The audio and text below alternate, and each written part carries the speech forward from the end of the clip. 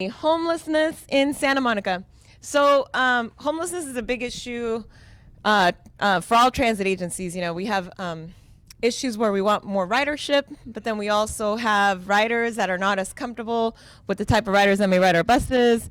You know, if there's a homeless person on our bus, sometimes passengers feel frightened. And so transit agencies have been trying to deal with the homelessness issue for a while, also to keep you guys safe.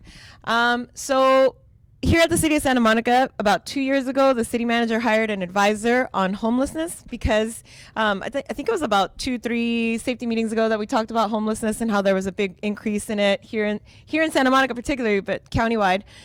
So they hired this advisor to come up with ways where we can deal with the homelessness issue in a humane way, but also keep employees safe, because a lot of the city departments have employees that engage with the transient population on a regular basis. So there is a committee called the Homelessness Action Team that consists of city departments that have employees that deal with the homeless population on a regular basis, such as police, fire, public works, the library, Big Blue Bus, we're one of them. We're always trying to come up with ways to keep you guys safe.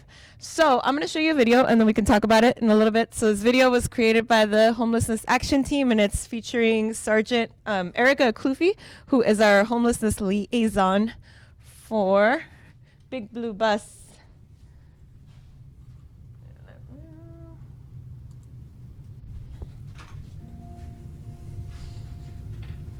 My name is Erica Clufy.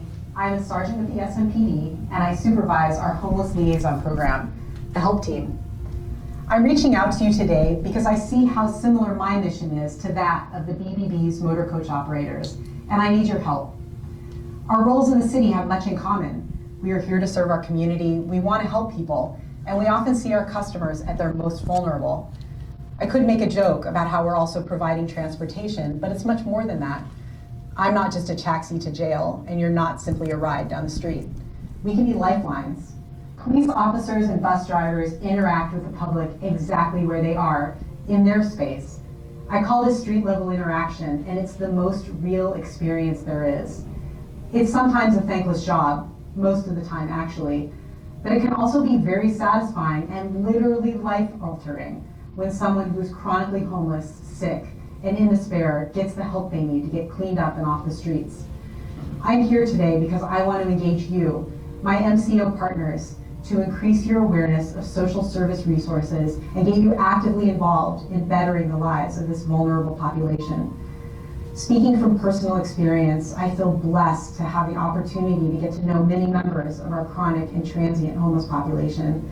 And I can also tell you from personal experience that they are more like you and me than I ever believed possible. This was a scary reality at first, that our street residents are sleeping in a car or in a tent or in a park solely because of an unpaid medical bill, the loss of a job or a child, a divorce. One thing that caught them off guard and left them too far behind in the blink of an eye.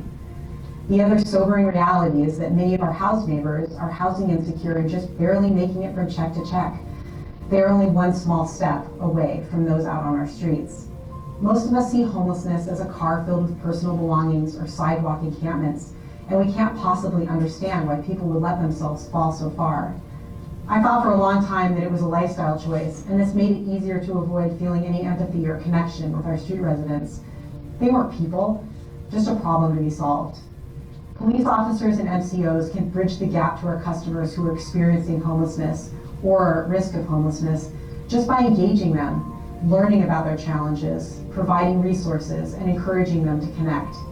The first step in all this is talking to your regular riders and getting to know a little bit about them.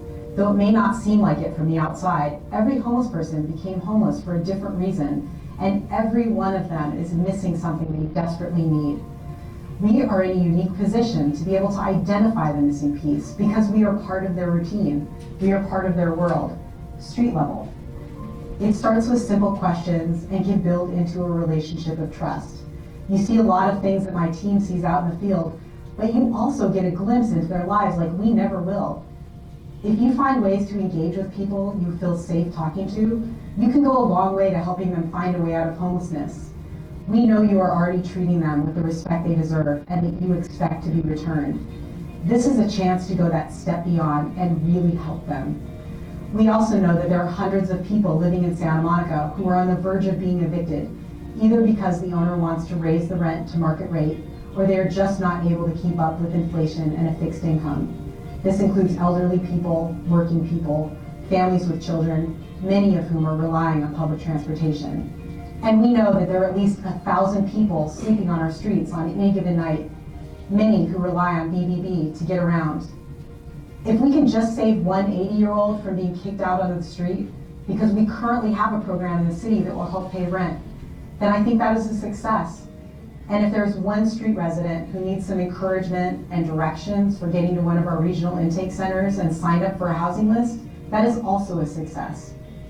By my count, that is 2 fewer people sleeping on the sidewalk.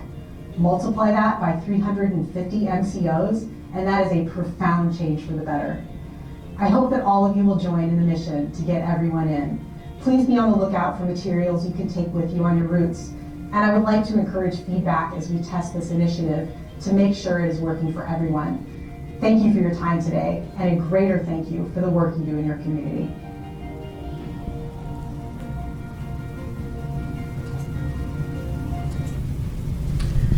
All right.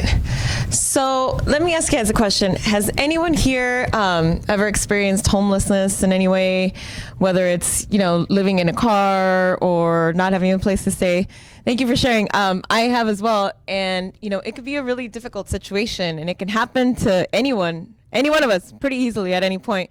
For example, say I were to lose my job. I don't have family around here. So I lose my job, I'm looking for another job, and then I'm running through my savings, and all of a sudden I can't pay my rent.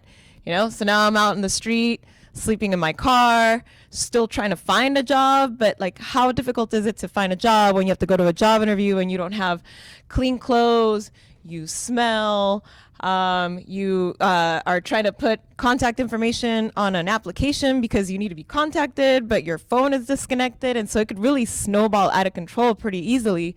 And a lot of people don't know that there's resources out there that the city and the county provides that can help with this to either stop it from getting to that point or to help people who are in that situation get out of it. So the city has put together these brochures here with information on homeless services, resources, rent assistance, mental health. These are going to go on your buses in the area behind your driver's seat. And if you see anyone on your bus that that you feel comfortable talking to, that you think may be experiencing an issue like this, we really encourage you guys to hand these out. I know that you guys deal with the more gritty part of homelessness. You have to deal with the lady with the wheelchair that has all the bags tied around her chair. She doesn't even sit in the chair. She uses it as a cart, and then she brings it in. Now you have to secure it. You don't want to touch it because it's gross, and I don't blame you, and then but on her end, these are all her belongings that she has in her entire life. This is her house, and she has to take it from one place to another to get around, so she can't leave it behind. So, it's really difficult, and I wish there was an easier way for us to help you guys with the situation when dealing with homelessness. And a lot of it is, you can't help it. There's people with mental health issues and things like that. But, if we can, one of the things that we can do is we can have less people who are experiencing homelessness around, and if we can help them transition from homelessness out of that, then that'll be one less person with bags on your buses, hopefully. And there's how many people do we transport a year? 14 million passengers that we transport a year. Imagine just giving one out and being able to change one person's life. So that is all on homelessness that I have. If you do hand one of these out, we ask that you press the number 4 button on the MDT just to track it, to see where these are going. But these are going to be going on your buses on November 3rd. So any questions on that? Yes, sir. Not that, but Yeah. is the city going to provide us with disinfectant, spray S- for the buses? Like for the buses? And deal with the homeless person, the smell is too. Because I have a lady board and please check pieces in your Yeah. Well, in those situations, if they are a biohazard, that's. Yeah. Well, if it's a biohazard issue, you should probably not have them on your bus, and that would be a situation where you can call it in and let them know that because we can't have people. But yeah, I'm sorry. Yeah, because that's a safety issue for you and for the passengers if she has a biohazard on her. About the sprays, I'm not sure. I can check in on that. It might be an issue because it's a confined space, and I don't know how we have a whole city environmental sustainability office, so I'll check in on that. I don't want to answer on that, but I'll get back to you. Any questions? Any other questions?